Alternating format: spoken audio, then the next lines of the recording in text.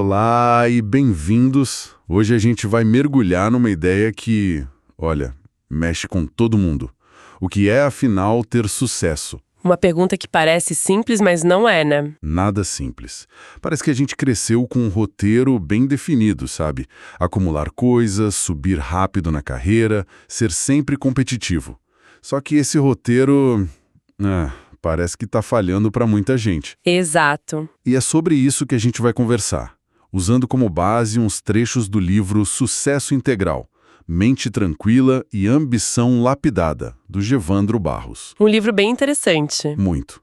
A nossa missão aqui é entender por que esse modelo tradicional está em xeque e, claro, explorar a alternativa que o livro propõe. Uma que fala mais de paz interior do que de aplausos, sabe? É uma troca, né? Do sucesso que se mostra para um sucesso que se sente. Perfeito. É isso. E olha, essa é uma conversa super urgente. Não é à toa que termos como burnout, esgotamento, Viraram parte do nosso dia a dia, né? totalmente do nosso vocabulário. O que essa fonte mostra é que essa busca por um novo tipo de sucesso não é uma moda, assim, passageira. Não mesmo. É, na verdade, um resgate de uma sabedoria mais antiga que talvez a gente tenha esquecido no meio de tanta correria, tanta pressão por performance. É quase como redescobrir que a linha de chegada talvez não seja a parte mais importante da corrida. Exatamente isso. Bom, vamos começar a desempacotar essa ideia então. O ponto de partida do autor é justamente esse modelo clássico que você mencionou. Uhum. Aquele sucesso medido em conquistas que todo mundo vê. O cargo, o carro, o faturamento da empresa. Ele usa umas palavras que são quase um mantra no mundo corporativo, né? Sempre mais, sempre rápido, sempre forte, sempre competitivo. É uma corrida sem fim. E uma corrida que, segundo o texto, tem um custo oculto altíssimo. O autor descreve esse modelo com 3 palavras que eu achei bem fortes: rápido, raso e ruidoso. Rápido, raso e ruidoso. Explica um pouco mais isso. Rápido, porque a velocidade é a métrica principal, né? Tem que ser para ontem. Ruidoso, porque ele precisa de plateia, de validação externa, de like. Precisa ser visto. Precisa ser visto, exato. E o mais perigoso, raso, porque nessa pressa toda não sobra tempo para a consciência, a reflexão, o aprofundamento, aquela pergunta por que eu estou fazendo isso, Fica para depois. fica para trás. Simplesmente não há espaço para isso. Mas, sendo um pouco o advogado do diabo aqui, esse modelo não funciona para muita gente. Quer dizer, ele constrói impérios, gera riqueza, inovações.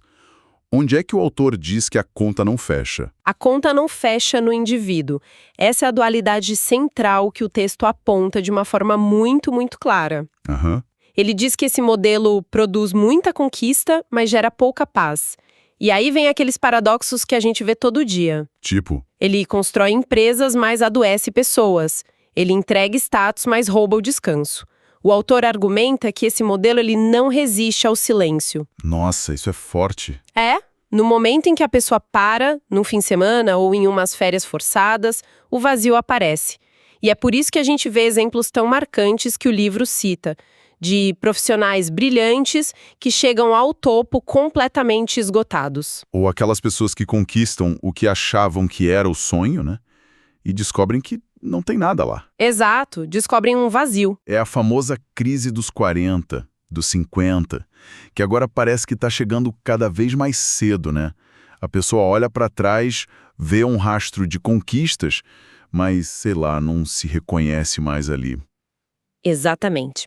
A corrida é tão intensa que não dá tempo de se perguntar para onde chegar. A meta vira a velocidade em si e não o destino. E a pergunta, a que custo? Essa pergunta simplesmente não é feita. E quando ela finalmente aparece, muitas vezes o preço já foi alto demais. Ok, então o modelo antigo deixa esse rastro de esgotamento. Qual é a alternativa que o livro propõe? É algo realista ou a gente está falando de uma espécie de utopia?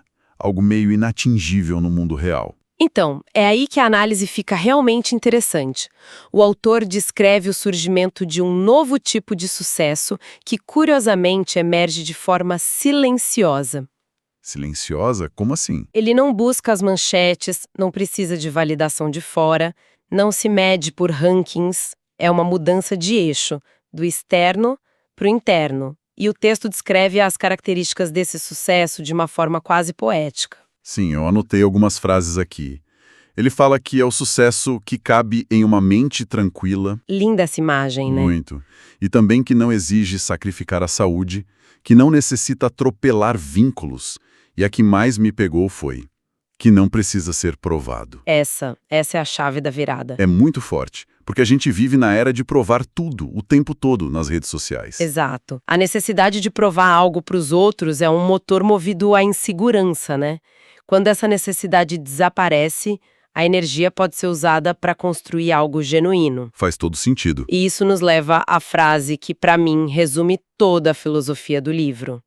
O sucesso que exige que você chegue inteiro e não primeiro. Chegar inteiro. Vamos explorar isso um pouco mais. O que isso significa na prática, chegar inteiro? Chegar inteiro é uma ideia integral, como o próprio título do livro sugere. Significa que sua conquista profissional não pode vir ao custo da sua saúde mental, por exemplo. Ok. Significa que seu crescimento não pode destruir seus relacionamentos mais importantes. Significa que você avança com um senso de propósito, de ética, sem sentir que abriu mão de quem você é para chegar em algum lugar. É avançar sem se quebrar no processo. Exatamente. O modelo antigo celebrava o chegar primeiro, não importava se a pessoa chegava em pedaços na linha de chegada. Esse novo paradigma diz que, se você chegou quebrado, você não venceu. Tudo isso soa muito bem, mas parece um pouco intuitivo, talvez até meio New Age. O autor baseia essas ideias em algo mais sólido? Em alguma tradição de pensamento? Sim, e essa é a força do argumento dele. Ele não fica só na observação do mundo de hoje. Ele vai buscar fundamentos em tradições de sabedoria milenares, mostrando que essa não é uma ideia nova, mas sim uma ideia esquecida. Interessante. Ele começa com o estoicismo, por exemplo. Estoicismo, uma filosofia de 2000 anos atrás. Como é que os estoicos podem ajudar a gente com a pressão por metas do século XXI? A perspectiva estoica que o A Fonte apresenta é cirúrgica. Para o estoico, o sucesso não está em vitórias externas, em fama ou poder. A única medida real de sucesso é a paz de estar cumprindo seu papel no mundo. Uma paz de propósito, então. Exato. É uma paz que não depende de aplauso, que não precisa de post no Instagram. Ela simplesmente existe quando você sente que está fazendo o que deveria fazer. Uhum. E o mais interessante é que, segundo o texto, quando alguém está alinhado com esse papel, a comparação, a rivalidade, elas perdem o sentido. A competição se dissolve, porque a jornada é interna e é única. Mas essa ideia de cumprir seu papel não pode ser um pouco vaga? Como é que alguém descobre qual é o seu papel no meio de tanta cobrança, de tanto ruído? O autor sugere que não é uma descoberta, assim, mística, é uma construção, é um processo de autoconhecimento, de entender seus valores, suas forças, e o que te traz um senso de contribuição. É uma direção, não um destino. Perfeito, é uma direção consciente. E isso se conecta perfeitamente com a outra tradição que ele explora, que é o budismo. Que traz aquela ideia famosa, né? De que o apego ao resultado é a raiz da insatisfação. Eu já ouvi isso muitas vezes, mas sempre fico com uma dúvida. Deixa eu adivinhar. Isso não pode ser confundido com falta de comprometimento ou com uma atitude de tanto faz. Exatamente. Como é que o autor diferencia uma coisa da outra? Porque no mundo dos negócios, você precisa estar comprometido com o resultado. A distinção que a fonte faz é crucial. Desapego ao resultado não significa indiferença ao processo. Pelo contrário. Certo. Significa ter foco total e excelência no caminho, naquilo que você pode controlar, e aceitar que o resultado final tem inúmeras variáveis que fogem do seu controle. A paz, segundo essa visão, acontece no caminhar com consciência, e não apenas na chegada. Entendi.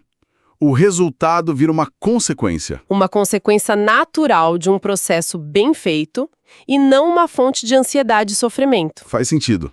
É sobre focar na ação, não na preocupação com o que pode acontecer. E a fonte conecta esses pontos todos com uma abordagem mais moderna, a teoria integral, que basicamente mapeia a maturidade humana. Ela sugere que o nosso desenvolvimento acontece em estágios. Que estágios seriam esses? Bom, No começo, nossa identidade, nosso senso de valor dependem totalmente do que os outros pensam. A gente precisa de aprovação, de validação externa. É um estágio natural. A fase do ego. Exato. Depois, a gente evolui para um estágio mais racional, onde valorizamos a lógica, as regras, o sucesso que se pode medir. É o mundo das metas e dos KPIs. O salto que o autor descreve, o do sucesso integral, é para um estágio seguinte. E que estágio esse? É um estágio onde a pessoa consegue integrar todas as fases anteriores, mas a sua bússola principal passa a ser um conjunto de valores internos. O sucesso não é mais sobre ganhar o jogo dos outros, mas sobre jogar um jogo que faça sentido para si. É nesse ponto que... É nesse ponto que surgem aquelas conclusões cortantes do autor. A pessoa percebe que sucesso sem propósito é desgaste, que sucesso sem saúde é autossabotagem e, a mais forte de todas, que sucesso sem alma é fracasso emocional mascarado. Uau! Então é uma jornada de maturidade, não é uma simples escolha de pensar diferente um belo dia. É um processo. Exatamente. Não é uma chave que se vira, é um caminho que se percorre. Ok, entendi a base filosófica, mas voltando para a prática. Se a gente adota essa filosofia, isso significa que temos que largar a ambição? Virar alguém passivo que aceita tudo e desiste de crescer? Essa é a pergunta de $1 milhão.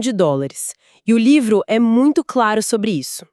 A proposta não é de forma alguma abandonar a ambição. Ah, bom. Pelo contrário, o autor a defende como uma força vital, um motor criativo. O problema nunca foi a ambição em si, mas o que ele chama de forma infantil com que fomos ensinados a exercê-la. Então a ideia não é matar a ambição. É lapidá-la. Gosto dessa imagem, lapidar a ambição. E como ele diferencia a ambição, digamos, bruta, da lapidada? Existem sinais práticos que uma pessoa pode observar em si mesma? Sim, a distinção é muito prática. A ambição crua, que vem do ego, é aquela que precisa provar valor. Ela é barulhenta, sofre com a comparação, se alimenta de vitória sobre os outros. Dá para visualizar isso. Numa reunião, é a pessoa que precisa ter a última palavra. Exato, que invalida a ideia do outro para sua prevalecer.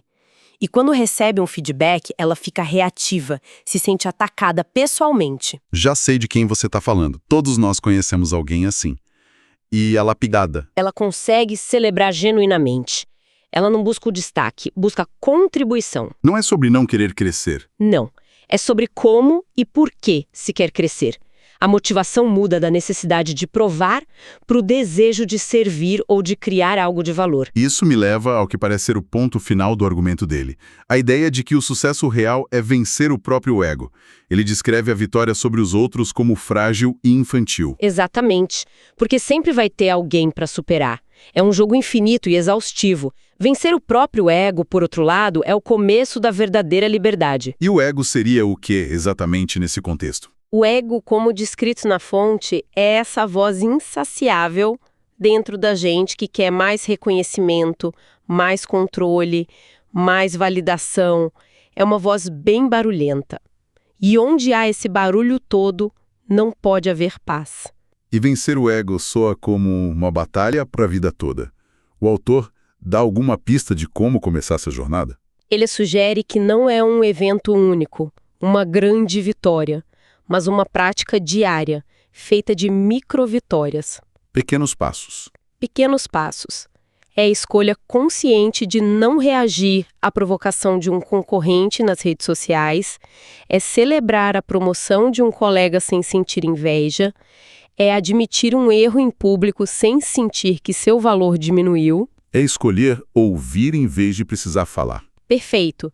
São essas pequenas vitórias sobre os impulsos do ego que, segundo o autor, constroem, tijolo por tijolo, o tal do sucesso integral. Uau! Recapitulando nossa conversa, então, a gente partiu da desconstrução de um modelo de sucesso que se baseia em velocidade e acúmulo e que está nos deixando doentes, e exploramos uma alternativa, um sucesso integral, que troca a métrica.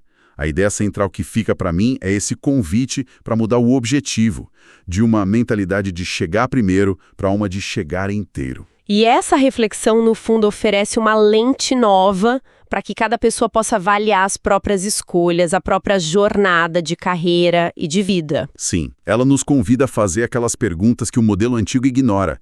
Eu tô avançando, mas a que custo? E eu tô correndo, mas para quê?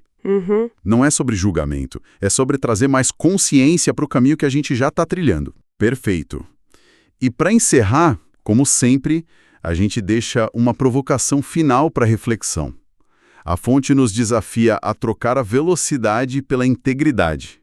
Se o sucesso não for uma linha de chegada, mas a qualidade da nossa jornada, que pequenas decisões poderíamos tomar hoje para garantir que não estamos apenas avançando, mas avançando de forma mais consciente e inteira?